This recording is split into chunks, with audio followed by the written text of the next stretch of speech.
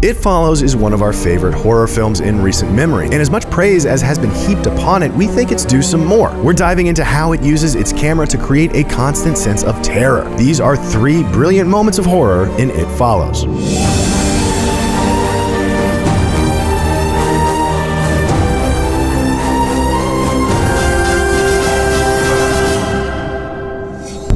Let's get straight into our first moment. It's the opening shot of the movie, so we're giving you all the context you need. None.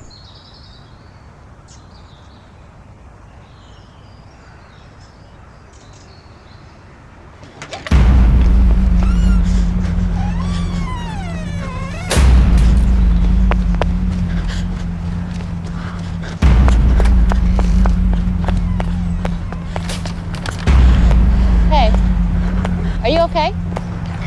Yeah. You need some help? No. We're going to speed through a little bit here for brevity's sake, but this spin just keeps going. Annie?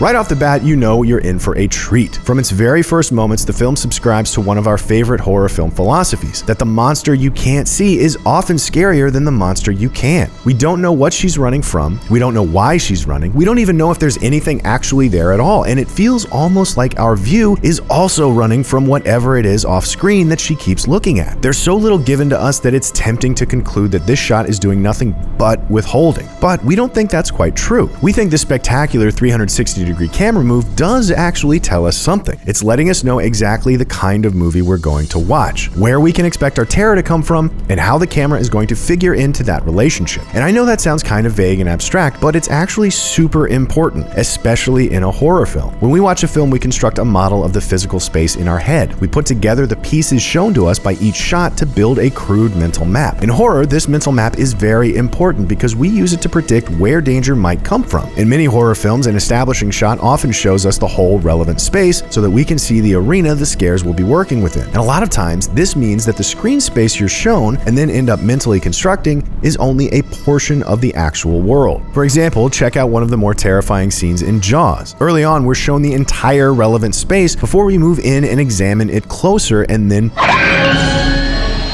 there's a whole open ocean behind us, but we never see it or think about it either, because it's clear that, as the audience, the whole relevant arena is placed in front of us, as if there's a sphere of action where the scary stuff can happen and a neutral spectatorship space set back from it where we can look on. This space is relevant. This space is not. This is the sphere of horror. These are just the bleachers. But It Follows doesn't do that. This very first shot lets us know that Mitchell's space is 360 degrees around, and its arena for potential horror is everywhere.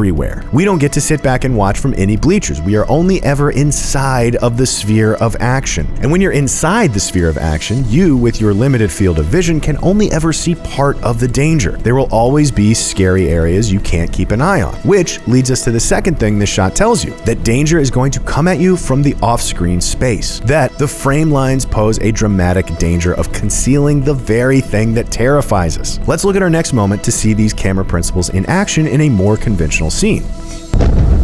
But first, some brief context. There is a monster, it's sexually transmitted, it walks towards you unceasingly forever unless you pass it on, only the infected can see it, it can take on many forms, also, that girl from the opening shot is very dead. Our protagonist is actually this girl, Jay, who is the new target of the curse. We've also learned some new stylistic language, even though we may not have realized it. Take a look at our next scene so we can start to unpack what that is.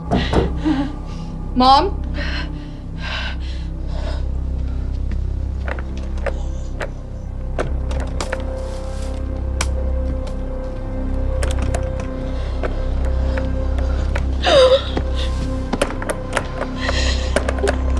Yara? Yeah.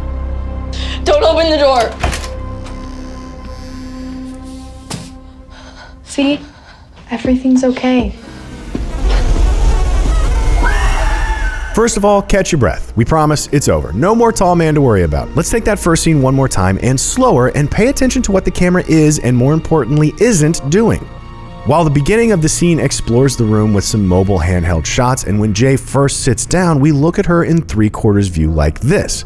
When we finally begin to entertain the idea of opening the door, our perspective shifts to a straight-on, center-punch medium shot like this. This cuts against a couple different shots of the other side of the room, here here, and here. And if we were to diagram the camera placement in this part of the scene, it would start to look very familiar.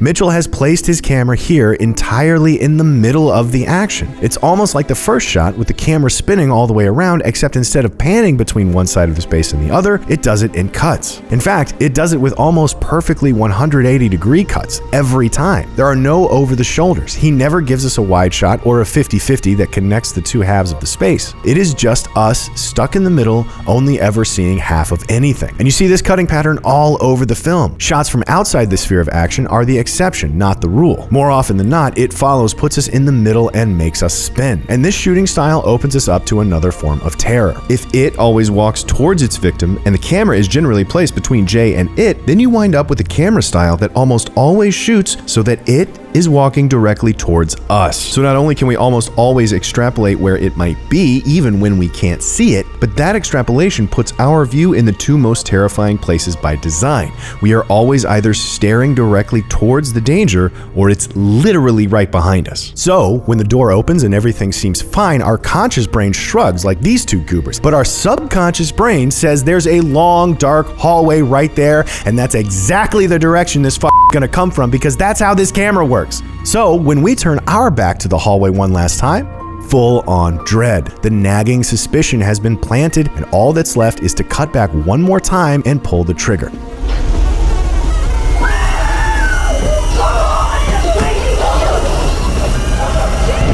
As time goes on, It Follows develops its camera language further. We continue to submit the association of it with walking directly towards camera. It never moves circularly around us anymore. Once we're with Jay, it's pretty much directly at us every time. After a while, Jay and her gang try to track down the source of this STC, discovering the school her infector went to, which brings us to our third moment here. Attention all girls interested in playing club lacrosse this spring. There will be an informational meeting held in the LT 431 room right after school today. Final reminder for all wrestlers, please hand in your permission forms to Mr. Dwiggins today. Also, your banquet is this Sunday at 3 p.m. here at the high school. It's time again for the high school musical. This year's The Mouse That Roared, starting at 7 p.m. to 9:30 a show.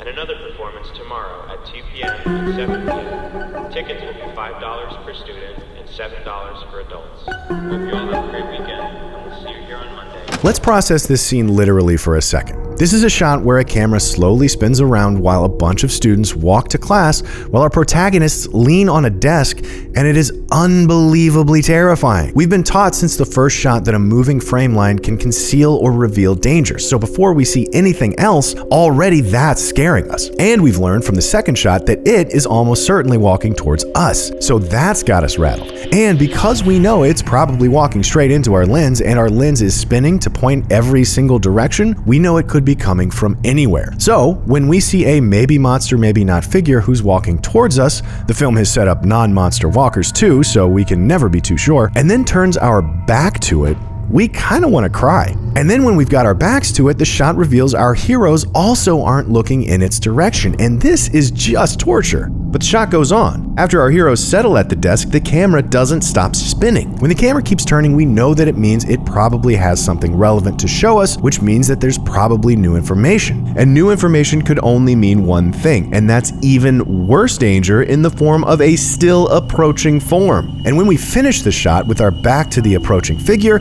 and settle on our heroes, we're already pretty much dead. Until the shot ends with a zoom, which is another piece of visual language we've been conditioned to associate with the monster's approach. The walls are closing in on our heroes, metaphorically and literally, because we know the camera likes to hide the monster outside the borders of the frame, and the borders of the frame are cutting off more and more. It feels exactly like the monster is getting closer, even though we can't see it. Combine that with the fact that the now still camera feels like its search is over, like its direction of approach has been decided, and that's it. We're out of here. We'd like our moms to come and take us home now. All of these emotions we're feeling here, and there's a whole lot of them, come from us making terrifying predictions based on camera patterns the film has been familiarizing us with since its beginning. By attaching camera rules to scary events such that we are only ever shown them in a certain way, we associate those kinds of shots with the fearful stimulus. And once we've done that, we're We're like Pavlov's dogs, and all the movie has to do is frame up a shot just right, and we automatically experience that same fear. This shot has no dialogue, no real narrative information, no way to tell if the walking student is actually it or just an innocuous bystander. But thanks to some clever setup and a lot of dedication to a formal style, we can make conclusions and feel fear from the naked camera movement itself, which is why we think